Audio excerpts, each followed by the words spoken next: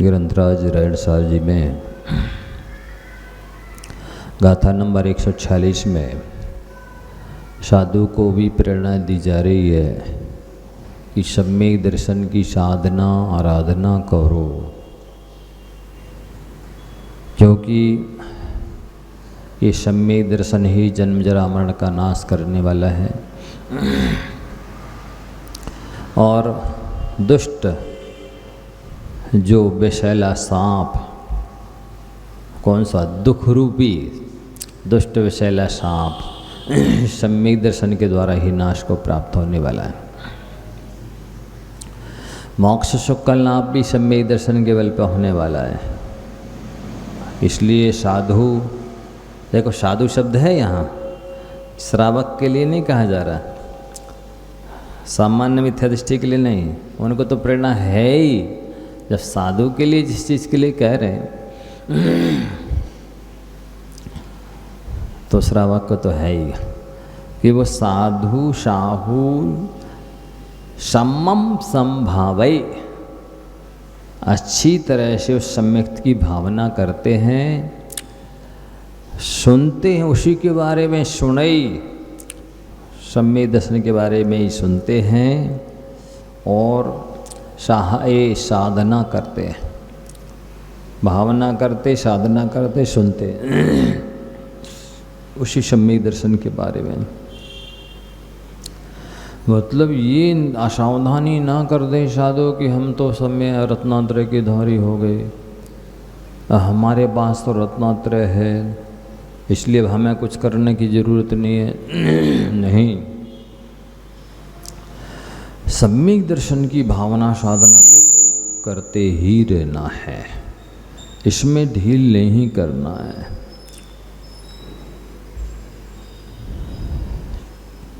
तो देखो आचार्य कुंददेव ने कहते हैं कि 84 पहाड़ लिखे थे। वर्तमान में कुछ ही पहाड़ उपलब्ध हैं, उसमें अष्टपहाड़ के अंतर्गत जिसमें णाण पहाड़ लिखा तो लिखते हैं णाणम नरस सारो, ज्ञान मनुष्य जीवन का सार है। दर्शन पहाड़ लिखा तो लिखते हैं दंशन मूलो धम्मो, धर्म का मूल सम्यक दर्शन। चारित्र पहाड़ लिखा चारित्रम खलु धम्मो, चारित्र ही निश्चय से धर्म है। अब यहाँ एक गाथा और लिखते हैं, उद्धृत की गई है, ये गाथा इसकी नहीं है ग्रंथ की। लिखते हैं, पहले 147 नंबर गाथा पढ़ेंगे। लोक पूज्य सम्यक दर्शन। सम्यक दर्शन भी अपने आप में पूज्य है, उसकी महिमा इतने से ही जानी जाती है कि वो अनंत संसार को सीमित कर देता है। उसकी महिमा इतने से ही जानी जाती कि उसके बल पर ही ज्ञान सम्यक ज्ञान संज्ञा को प्राप्त होता है, उसके बल पर ही चारित्र सम्यक चारित्र संज्ञा को प्राप्त होता है, उसके बल पर ही तप सम्यक तप संज्ञा को प्राप्त होता है, उसके बल पर आत्मा के सारे गुण सम्यक हो जाते हैं, सारा धर्म ध्यान सारी साधना समीचीन हो जाती है। तो लिखते हैं राणा हाँ किम बहुलाहो देविन दाहिंद नरिंद गणहरिन देही पूज्या परम पाजे समझान पहाण सम गुणम किम बहुनाहो देवीम दाहिंद नरिंद गणहरिन देही पूज्या परम पाजे समझान पहाण सम गुणम।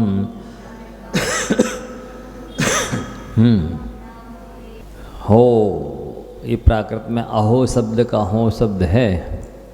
अहो भम्ब जीवो किम बहुना, ज़्यादा क्या कहें।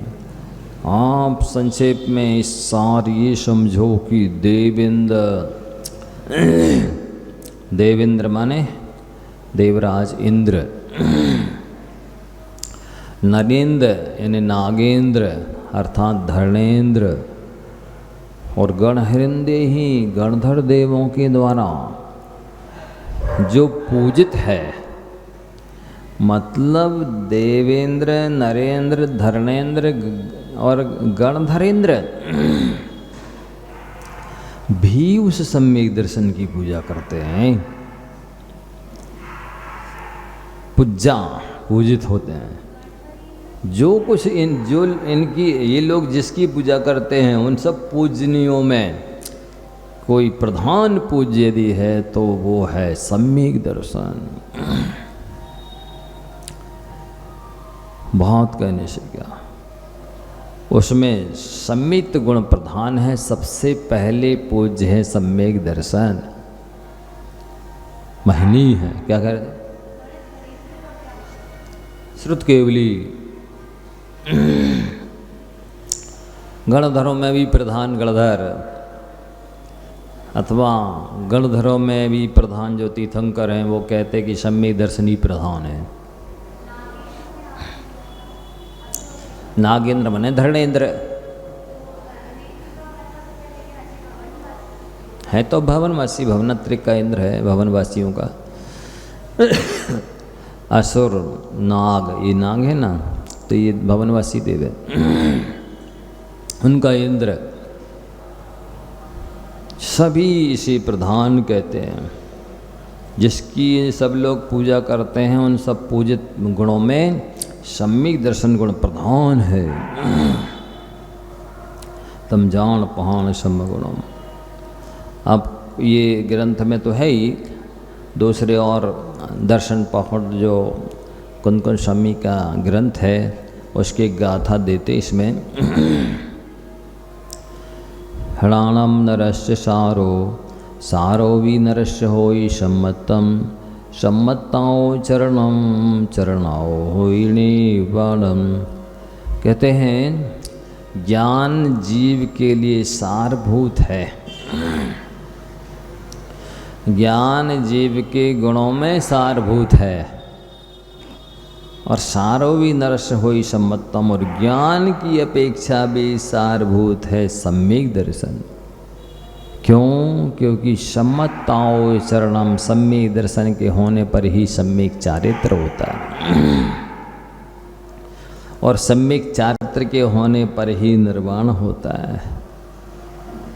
इसलिए सम्यक दर्शन बहुत महनीय गुण है।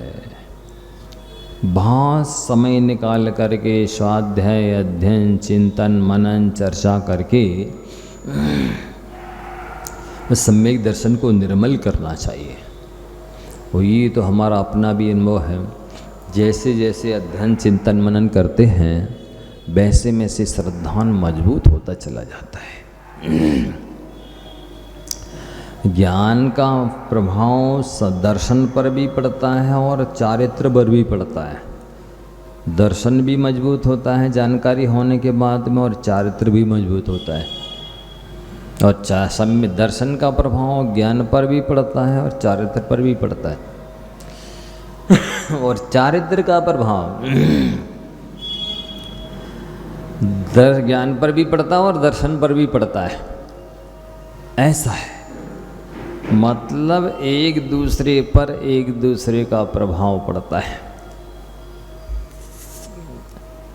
ज्ञान का दर्शन पर और चारित्र पर, दर्शन का ज्ञान पर और चारित्र पर, चारित्र का दर्शन पर और ज्ञान पर प्रभाव पड़ता है। ऐसा है। जैसे ही देवशास्त्र गुरु तीनों अविनाभावी हैं, देव की भक्ति सच्ची है तो शास्त्र गुरु के प्रति होगी ही। शास्त्र के प्रति सच्ची भक्ति है तो देव पर और गुरु की भक्ति होगी। गुरु पर सच्ची भक्ति है तो शास्त्र पर और उस देव पर भी भक्ति होगी। ऐसा है। तो मतलब आप देखेंगे षोडश कारण भावना में देव शास्त्र गुरु तीनों की भक्ति से तीर्थंकर प्रकृति का बंध होता है, एक एक की भक्ति से भी तीर्थंकर प्रकृति का, क्योंकि एक में सब गर्वित होंगे वे। धमला पुस्तक 8 उसमें उन्होंने कहा है कि जिसकी दर्शन विशुद्धि होगी उनके बाकी की भावनाएं भी होंगी। तो अरहत भक्ति आया, तीर्थंकर प्रकृति के लिए बंधभूत कारणभूत है, देव हो गया। प्रवचन भक्ति आया, शास्त्रीय भक्ति तीर्थंकर प्रकृति के लिए बंध में कारण है। साधु समाधि आया, गुरु की भक्ति भी तीर्थंकर प्रकृति के लिए बंध में कारण है।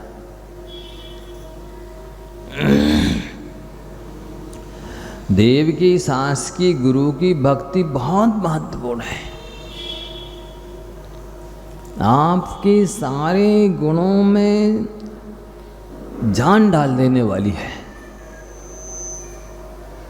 आपके सारे गुणों को पूज्य और प्रधान बना देने वाली है। अज्ञानी लोग नहीं समझते, महाराज जी जा रहे होंगे,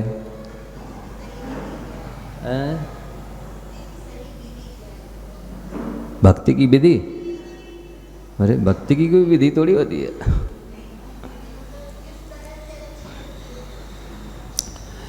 जहाँ जिस चीज़ की आवश्यकता है वहाँ उसकी पूर्ति करने का नाम भक्ति है। मंदिर में क्या आवश्यक है, शास्त्र के लिए कौन से शास्त्र की है, शास्त्र में किस चीज़ की कमी है, गुरु के लिए क्या आवश्यक है, किस समय किस चीज़ की आवश्यकता है, उन सब की पूर्ति करना भक्ति है। ऐसा थोड़ी कि जहाँ ज़रूरत नहीं है वहाँ नहीं ये ग्रास अल्लाह नहीं पड़ेगा।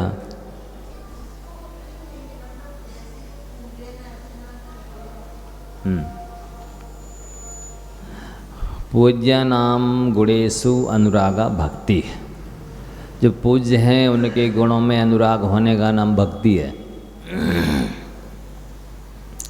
ये सर्वार्थ सिद्धि की परिभाषा है। पूज्य नाम गुणेषु अनुरागा भक्ति, जो पूज्यजन हैं उनके गुणों में अनुराग होना, प्रमोद भाव होना, समर्पित होना, आदर बहुमान होना, ये भक्ति है। आप लौकिक दृष्टांत से समझ सकते हैं। आज जिस व्यक्ति के प्रति आपको राग होता है, जब पुत्र हो, पिता हो, माता हो, दामाद हो, कोई भी रिलेटिव हो, तो उसके प्रति जब अनुराग होता तो आप क्या करते हैं?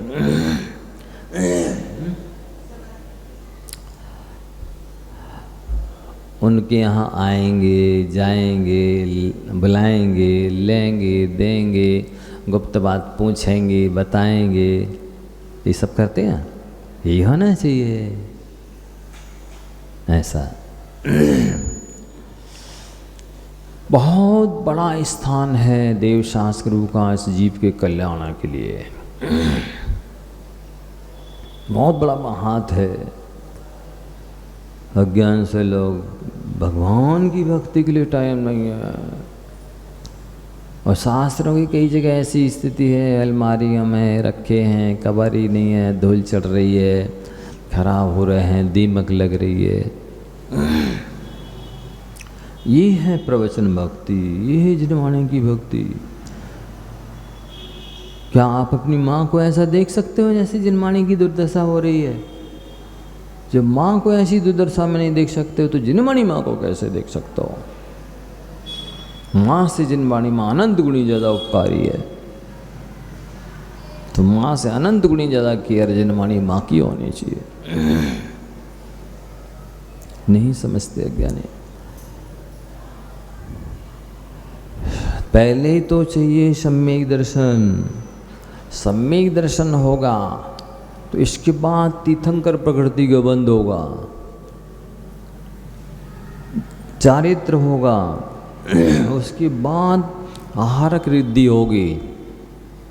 इसके बाद परिहार विशुद्धि चारित्र होगा। सम्यक दर्शन नहीं है तो दर्शन की विशुद्धि कहाँ से होगी? दर्शन की विशुद्धि नहीं है तो तीर्थंकर प्रकृति का बंध कहाँ से होगा? और बाकी की जो रिद्धियाँ सिद्धियाँ हैं, 64 रिद्धियाँ हैं, वे कहाँ से होंगी? इसलिए देव दानवों के द्वारा पूजनीय जो सम्यक दर्शन है उसकी पूजा करो। वस्तुतः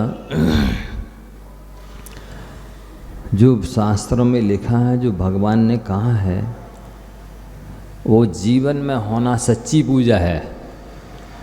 आचरण में लाना, आज्ञा का पालन करना सच्ची पूजा है। पूजा करे आए मंदिर में,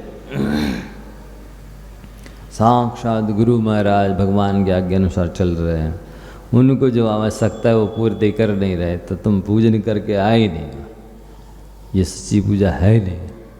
उन्होंने कहा है कि भगवान की पूजा नहीं करोगे भगवान भूखे नहीं मरेंगे, क्योंकि वे क्षुधा आदि 18 दोषों से रहित हो चुके हैं।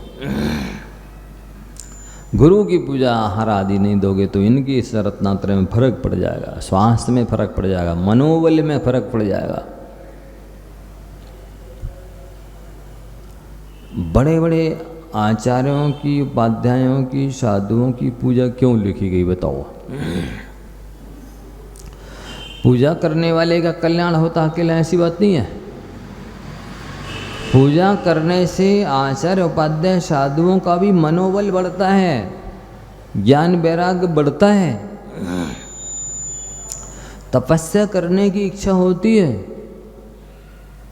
ओहो, ये तो देखो कैसी पूजा भक्ति कर रहे हैं और मैं कहाँ हूँ, मुझे अपना ज्ञान वैराग्य और बढ़ाना चाहिए, ध्यान बढ़ाना चाहिए। ये तो मेरी पूजा करके अपना कल्याण कर ले रहे हैं और हम कहाँ हैं, क्या कर रहे हैं? तो उनका मनोबल बढ़ता है, वैराग्य बढ़ता है, वे और दृढ़ होते अपने लक्ष्य के प्रति। आप उनकी पूजा कर रहे हैं तो अपना अकेला कल्याण नहीं कर रहे हैं, उनका भी कल्याण कर रहे हैं। ये अज्ञानी कहाँ समझते हैं कि हमने मान लो साधु की उपेक्षा कर दी है, वो विहार कर रहे हैं, तो इससे हमने अपने आत्मधर्म की उपेक्षा तो की है, साथ ही साधु महाराज का भी मनोबल गिरेगा। कितनी ज्ञानी वैरागी हों, फर्क तो पड़ता ही है ना। ये यदि नहीं होता तो यहाँ पूजा बनाने की जरूरत नहीं थी। ठीक है, भक्तों की पूजा करने से पुण्य बढ़ा, उनका तो कल्याण होता है, लेकिन विशेष रूप से ये उन पर भी उतनी प्रभाव पड़ता है जितना आपका पूजन करने से आपकी आत्मा पर प्रभाव पड़ता है। तो सम्यक दर्शन का कोई मूल्यांकन नहीं कर सकता। यदि वो कहता है कि सम्यक दर्शन हीरा मोती जवाहरात जैसा कीमती है, या 3 लोक की संपत्ति की जितनी कीमत है उतनी समीचीन श्रद्धान की, विश्वास की सम्यक दर्शन की कीमत है, तो वस्तुतः और सम्यक दर्शन की कीमत कम कर रहा है। यदि वो कीमत आंक रहा है, मूल्यांकन कर रहा है, तो अमूल्य है वो तो लोक में है नहीं कोई दृष्टांत। इसलिए कह देते सम्यक दर्शन कामधेनु जैसा है, लोग काम सम्यक दर्शन पारस पत्थर जैसा है, सम्यक दर्शन कल्प वृक्ष जैसा है, हाँ, सम्यक दर्शन दिव्य रसायन की तरह है,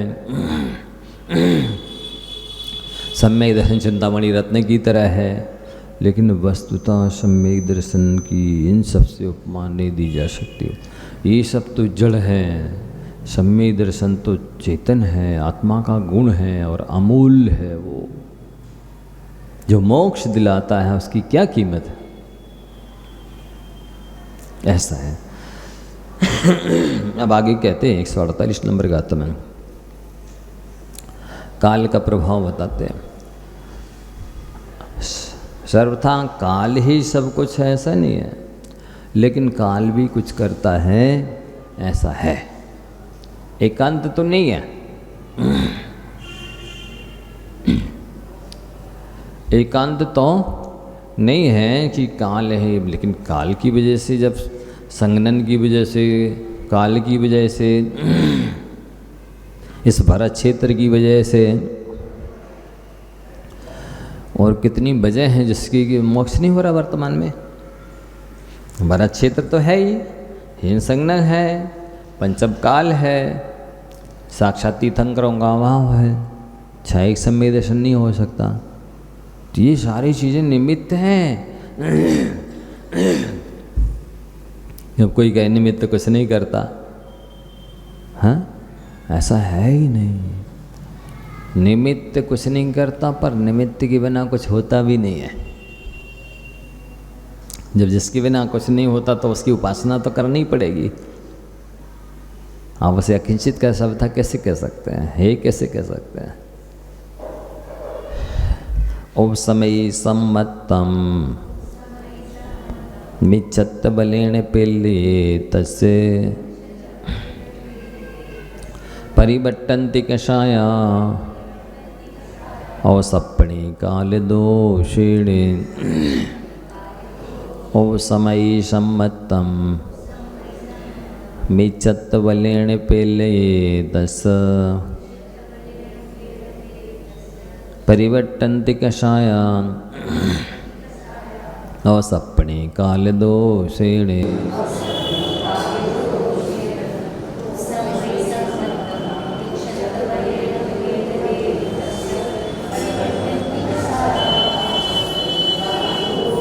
ये बलेणम दिया है, बिंदी की आवश्यकता नहीं है। तृतीया का एक वचन है वो बलेण, बालेन जैसा। मिथ्यात्व के बल से वहाँ बिंदी की जरूरत ही नहीं है। तो अवसर्पणी काल दोषेण, अवसर्पणी काल के दोष से क्या लिख रहे हैं? अवसर्पणी के काल दोष से मिच्छत्त बलेण, मिथ्यात्व के उदय से या मिथ्यात्व के बल से जीवों को, उन जीवों का जो उपसम सम्यक दर्शन है वो पेल्ये नष्ट हो जाता है और कसाया परिवर्तनती पुनः उत्पन्न हो जाती है। लिखा ना आप, काल का प्रभाव कितना है। हो गया था सम्यक दर्शन, लेकिन इस काल में ऐसी विषम स्थिति है कि यहाँ सत्संगति दुर्लभ है। यहाँ द्रव्य क्षेत्र काल भाव सब प्रतिकूल है, सुनिमित्त वहाँ दुर्लभ है, सत्संगति दुर्लभ है, वैरागी ज्ञानी दुर्लभ हैं जो आपको धर्म के लिए प्रेरित करें, जो आपका स्थितिकरण करें, जो आपके लिए तत्व ज्ञान दें, जो आपके सम्यक दर्शन को सुरक्षित रखें। ऐसी चीज़ें दुर्लभ है। इसलिए जैसे तैसे हुआ भी उपसम सम्यक दर्शन तो काल की वजह से नष्ट हो गया। हो सकता था, नहीं हुआ, वो भी हो जाए तो वो भी छूट सकता है। छाया के ही नहीं छूटता, बाकी तो दूसरे सम्यक दर्शन छूट जाते हैं। ऐसा है। तो ये कह रहे हैं कि अवसर्पणी काल में अपन सभी हुंडा अवसर्पणी काल में तो चल ही रहे। दुखमा काल है, पंचम काल है, अवसर्पणी काल है, हिरास का काल है, विषम वातावरण है, सारा द्रव्य क्षेत्र काल भाव प्रतिकूल है। मतलब सर्वथा तो नहीं, लेकिन फिर भी तो उसकी वजह से जीवों के परिणाम तो वैसे भी कलुषित हैं, उनकी कसाएँ वैसे ही तेज हैं, उनके अनादिकालीन संस्कार वैसे भी खराब हैं, कर्मों का उदय वैसी तीव्र है। और ऐसी स्थिति में आचार्य समंत भद्र महाराज जी ने आप्तमीमांसा में एक कारिका लिखी है, काला कलिर्वा कलुषा सयोवा श्रोतिर प्रवक्तुर वचना नयोवा त्वच्छासनैकाधिपत्य लक्ष्मी प्रवृत्ति हेतु रफवाद हेतु। एक तो अपन सबके लिए अभिशाप है, कली काल है। कलिकाल है, एक अभिषेक मने अभिशाप लेके आए अपन लोग। तो इस काल की वजह से भी कुछ प्रभाव तो भावों में पड़ ही रहा है। फिर लिखते हैं कलुषाशयोवा, काला कलिरवा कलुषाशयोवा, इन जीवों के कलुष आशय है, प्रणाम कठोर हैं, काले हैं, और जातिवाद, पंथवाद, संतवाद आदि से ये ग्रसित है जीव। सब का प्रभाव पड़ता है। केवल जाति में जन्म ले लिया तो उसका प्रभाव पड़ेगा, फिर जाति में भी कौन से पंथ में जन्म है उसका प्रभाव पड़ेगा, कौन सा संप्रदाय है, कौन सा गोत्र है, सब का अनुभव को देखने सुनने में आ रहा है, करने में। बिल्कुल, ये खंडेलवाल हैं, बघेरवाल हैं, ये परवार हैं, ये गोलापुरम है, ये 13पंथी हैं, ये 20पंथी हैं, ये प्रभाव नहीं पड़ रहा है, देख नहीं रहे हो? ये फलाने के गुरु हैं, ये फलाने के शिष्य हैं, नहीं पड़ रहा है प्रभाव? कितना ज़्यादा, हाँ, देख नहीं रहे, अनुभव में आ रहा, देखने में, सुनने में, अनुभव करने में आ रहा कि इन सबसे जीवों की परिणाम ग्रसित हैं, उससे वो सीमित दायरे में हैं। उनकी सारी सोच, चर्या, चेष्टा, व्यवहार सब उसी के अनुरूप होगा, उसी दायरे के भीतर भीतर होगा। अपनी जाति में, अपने संप्रदाय में, अपने गोत्र में, अपने पंथ में, अपने ग्रुप में, अपने संघ में, इतना है। अब जब इतना है तो आपके परिणाम निर्मल है क्या? परिणामों की निर्मलता होती तो ये सब विकल्प आते ही नहीं। सीधी बात, वीतराग देवशास गुरु माने वीतराग देवशास गुरु। और उसमें क्या, अरे ये जीव तीर्थंकरों को नहीं छोड़ता, ये शांतिनाथ, हम तो इनकी पूजा करेंगे, इसी वेदी पे करेंगे, इन्हीं भगवान के सामने करेंगे, इन्हीं भगवान की पूजा करेंगे।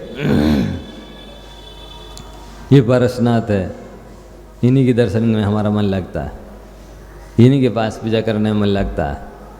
ये चंदो प्रभु है, जब तीर्थंकरों को नहीं छोड़ रहा है ये, हाँ हैं, ये सब दोष ही हैं, गुण नहीं है जी, अच्छा ही नहीं है। चलमले नगाड़ दोष के अंतर्गत नहीं आता, आते ही है। शांतिनाथ शांति की करता है, पारसनाथ विघ्नों के करता है, ये चल दोष है। मलेन 25 दोष में से कोई दोष लग रहा है, अगाड़ ये इनका मंदिर है, वो उनका मंदिर है, हम नहीं जाते उस मंदिर है।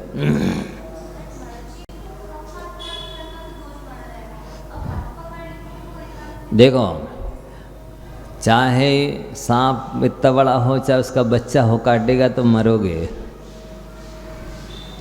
नहीं समझे? बच्चा भी काटे तो मरेंगे, चाहे इतना जहर पियो, चाहे एक बूंद पियो, प्राण तो ले लेगा बहुत। आप सफ़ेद कपड़े पहने हैं, इतना सा दाग लगाओ तो भी दिखेगा, पक्का है। दोष तो दोष है, अब बड़े दोष है, क्योंकि बड़ी कसाय है, बड़ा अज्ञान है। कम कसाय है, कम अज्ञान है तो कम दोष है, ऐसा है। तो ये सब चल रहा है, इससे लोगों की बुद्धि सीमित हो गई है, कुंठित हो गई है, संकुचित हो गई है। वे उसकी वजह से सत्य का अन्वेषण नहीं कर पाते। वे खोजेंगे तो कूप मंडूक बुद्धि हो जाती है ऐसे लोगों की। मंडूक जो मेंढक है, कुएं का मेंढक, वो इधर से छलांग लगाएगा, वहाँ तक लगाया, उधर से उधर लगाएगा, उधर से उधर लगाया, रहेगा तो कुएं के अंदर ही। ठीक यही इन जीवों की दशा है। भी सोचेंगे तो अपनी जाति तक सोचेंगे, अपने वंश तक सोचेंगे, अपने कुटुंब परिवार तक, अपने पंथ तक, अपने संप्रदाय तक, अपनी गुरु परंपरा तक, अपनी शिष्य परंपरा तक, ये चल रहा है। और दिनों दिन विभाजित होता जा रहा है। क्यों? क्योंकि लोगों की जैसी जैसी कलुषता बढ़ती जाएगी, जैसे जैसे कसाय तीव्र होती जाएगी, जैसे जैसे अज्ञान बढ़ता जाएगा, वैसे वैसे स्थिति होनी है।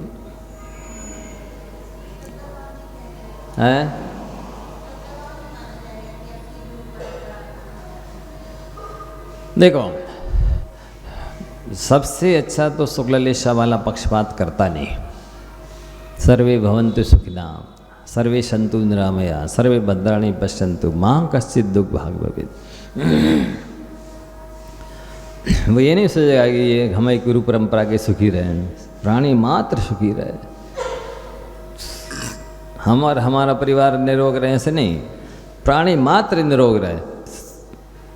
हम ही कल्याण को, भद्रता को देखें, अच्छे नहीं, सभी कल्याणों को, मंगलों को देखें। हम ही दुख को प्राप्त नहीं, कोई दुख को प्राप्त ना। ये है शुक्ललेशा। ये तो नीतिकारों ने लिखा है श्लोक। ये सर्वे भवन्तु सुखिना, सर्वे सन्तु निरामया, सर्वे भद्राणि पश्यन्तु मां कश्चित् दुर्भाग् भवेत्। नीतिकार लिख रहा है ये। फिर जैनाचार्य तो शुक्ललेशा का लक्षण लिखा ही है। नय कुड़ई पक्षपायाम नवीन निदानम समोय सभ्यसिम। भवन सार जीव कांड में गाथा लिखी है कि शुक्ललेशा वाला पक्षपात नहीं करता, निदान नहीं करता। और ये प्रथमान योग में पढ़ते हैं, भावलिंगी जिनको अनेक रिद्धियां हैं, अनेक वर्षों की तपस्वी हैं, ऐसे साधुओं ने भी निदान कर लिया। मतलब प्रतिशोधात्मक निदान। ये कंस है, जैसे पिछले जन्म में वशिष्ठ नाम की तपस्वी मुनि थे, रिद्धिधारी। राजा उग्रसेन ने सोचा हम साधु को आहार कराएंगे, ये मांसोपासी साधु हैं। तो अब जनता को मना कर दिया, प्रजा को कोई चौका नहीं लगाया। अब एक बार आग लग गई, कहीं एक बार दासी का उपद्रव हो गया, कहीं एक बार हाथी का उपद्रव हो गया। 3 महीने ऐसे निकल गए। अब वो बिल्कुल शिथिल पड़ गए, तो वहीं राज दरबार के गेट वहीं पर बैठे थे। किसी आदमी ने कह दिया राहगीर ने, देखो तो कैसी निर्दयता है राजा की, ना खुद आहार देता है ना दैन्य देता है। लो, ये कान में शब्द पड़े और क्रोध रूपी अपनी भड़क गई। देखता हूँ मैं, मेरी तपस्या में कोई ताकत है तो मैं इस राजा का बदला लेने के लिए इसी का पुत्र बनूं। और बिल्कुल उसी समय तीव्र क्रोध आया तो मर गए। मर करके वो पद्मावती रानी के घर में आ गए। ये शब्द सुनने से एकदम बसा भड़क गई, क्रोध ने नष्ट कर दिया। क्रोध में इतनी ताकत है, इतने सारे पुण्य को नष्ट करने की, सम्यक दर्शन को नष्ट करने की, आयु को नष्ट करने की। क्रोध में ताकत है। आप क्या समझ रहे हैं? क्रोध इतना तीव्र आया कि उससे सम्यक दर्शन, ज्ञान, चारित्र सब गए और आयु भी गई, और मर करके जैसा निदान किया उसी पद्मावती रानी घर में आ गए। वो उग्रसेन राजा के पुत्र बन गए।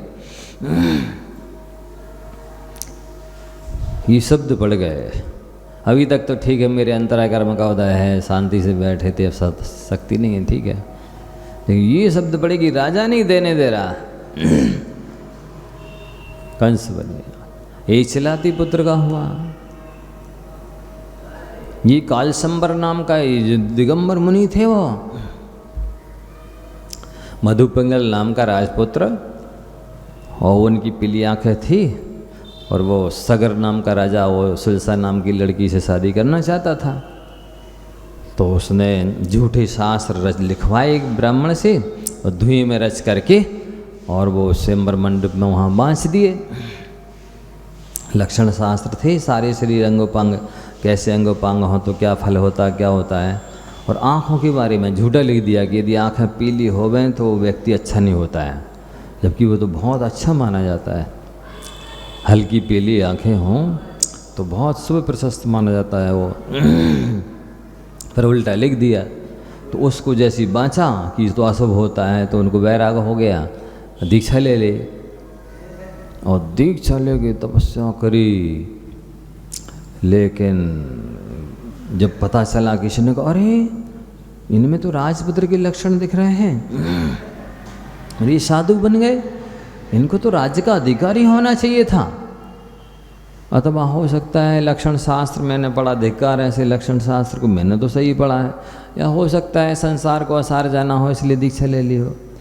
अब ये शब्द पड़ गए कान में, अच्छा मेरे को धोखा दिया गया है, मेरी पीली आंखें कह करके मेरे को नीचा दिखाया गया है, तिरस्कृत किया गया है। ओम निदान कर लिया कि मैं अगले जन्म मेरी तपस्या में कोई ताकत है तो मैं बदला लूँगा इसका। उस राजा सगर से मरकर काल संबर नाम का देव हो गया। अब वो स्वर्ग अवध ज्ञान से जैसे ही जाना सो आया उतर करके, और वही नारद पर्वत की जो बहस विवाद हो गया था उस पर्वत को साथ में ले करके, और उसने उल्टे सीधे वेद शास्त्रों का व्याख्यान किया, सारे विश्व में फैला दिया कि अजमेध बकरियां होमने से स्वर्ग होता है, अश्वमेध घोड़ों को यज्ञ में होमने से स्वर्ग होता है, नरमेध राजसूय यज्ञ कराए, राजाओं को अग्नि में होम दिया, गोमेध गायों को हवन में होमने से स्वर्ग में, ऐसे उल्टी सीधे उसने चला दिए और ब्राह्मणों को दिखा दिया, देखो ये स्वर्ग में जा रहा है सब। उनको विश्वास हो गया। तो वो उस कालास्वर के द्वारा चलाया है ये हवन वगैरह, अश्वमेध यजमेध गो नरमेध गोमेध, इसने झूठे चला दिए। और उससे उन लोगों ब्राह्मणों को विश्वास जम गया कि नहीं ये सही है। तो उसने बदला लेने के लिए इस तरह का भयंकर कांड किया। तब से ही चल गए ये सब बकरों की बलि, और ये नरमेध है, गोमेध है, अश्वमेध है, ये सब उसने चला दिए कालासुर ने। मतलब कषाय के उदय में व्यक्ति ये नहीं सोचता है कि मैं इतना बुरा कर रहा हूँ, मुझे कितने कर्मों का बंध हो रहा, मैं कितने अनंत काल तक संसार में भटकता रहूँगा, ये बदला तो ले रहा हूँ मैं इससे, लेकिन बदला तो एक से लेना था और एक से ले रहा हूँ, उससे भी लेते अकेले तो भी संसार बढ़ना था, फिर तो इतने सारे जीवों की बलि और वो यज्ञ में होमा जाने लगा। तो ये पिछले जन्म में भावलिंगी मुनि थे। ये कालासुर भी भावलिंगी मुनि था जिसको रिद्धियाँ थी, और ये जो क्या बोलते कंस है वो भी मुनि था भावलिंगी, और चिल्लाती भी मुनि था पिछले जन्म में। लेकिन इन सब ने कसाय की वसीभूत होकर के निदान किया, बदला लेने का या भोग प्राप्त करने का। वसुदेव भी भावलिंगी 11 अंग के धारी मुनि महाराज थे, रिद्धिधारी मुनि थे, लेकिन बस निदान कर लिया कि मेरी तपस्या में कोई ताकत है तो मैं अगले जन्म में लक्ष्मीवान और सौभाग्यवान बनूं। लिखा यदि ये निदान नहीं करते तो तीर्थंकर प्रकृति का बंध करते। ऐसी कालासुर के लिखा है कि यदि ये निदान नहीं करता तो इंद्र बनता।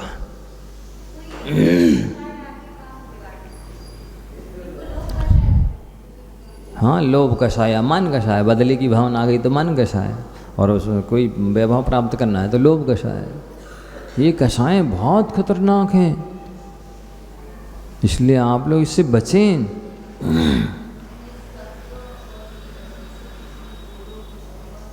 बहुत सोच समझ के बोलना चाहिए। तपस्वियों को देखो ना, भ्रष्ट कर दिए ना, 2 शब्द कानों में पड़ गए। वैसे क्षमता थी, ठीक है, 3 महीने हो गए उपवास करते हुए, अंतराय होते हुए, लाभ है, अंतराय कर्म का उदय है, लेकिन जैसे ही शब्द पड़े कि वो देना नहीं दे रहा, दे भी नहीं रहा, वो देने भी नहीं दे रहा। राजा उग्रसेन, उसका तो भाव अच्छा था, लेकिन ऐसा नहीं मना करना चाहिए था, और फिर भूल गया, दिया भी नहीं आहार। ऐसे कई प्रसंग पुराणों में आते हैं, पढ़ने के बाद लगता है ये भावलिंगी, ये रिद्धिधारी, ये 11 अंग के धारी, इनकी ये हाल हो रहे हैं, तो सामान्य साधुओं का क्या होगा? कितने परिणामों को सुरक्षित रखने की जरूरत है। और फिर अब तो ये कहीं लिख ही रहे, कली काल है, जीवों का कलुषित आशय है, तुरंत विषय कषाय प्रवृत्ति करते भी हैं और दूसरों को भी कराते हैं, प्रेरित करते जबरदस्ती भोगने के लिए, कषाय करने के लिए, कषाय की उदीर्णा के लिए। श्रोत्र प्रवक्तुर बचना न योवा। और ये सबसे बड़ा अभिशाप है कि ना श्रोता समझता है नयों की विवक्षा को और ना वक्ता नयों के अनुसार समझाते। वे जो जैन धर्म की सबसे बड़ी विशेषता है कि वो निराग्रही होता है। जैन धर्म का ज्ञाता हठाग्रही नहीं होता, जिद्दी नहीं होता, दुराग्रही नहीं होता है, क्योंकि उसने पढ़ा है स्यादवाद और अनेकांत। वो विवक्षा को समझता है, किसी अभिप्राय से ही कथन करता है, लेकिन जहाँ हठाग्रह दुराग्रह जिद आ गया वो जिन शासन से गया। ऐसा लिखा। तो ये ना श्रोता समझते हैं नयों की विवक्षा को और ना वक्ता नयों के माध्यम से समझाते हैं। अभिप्राय जिसे कहते हैं, कथन करने की शैली है, पद्धति है, विवक्षा है, अपेक्षा है, कुछ नहीं समझाते। इस वजह से ये एकांतवादी बन गए, हठाग्रही दुराग्रही। वस्तुतः धर्म ऐसा कहता ही नहीं। तच्छासनैकाधिपतित्व लक्ष्मी प्रभुत्व शक्ति रखवा दे तो।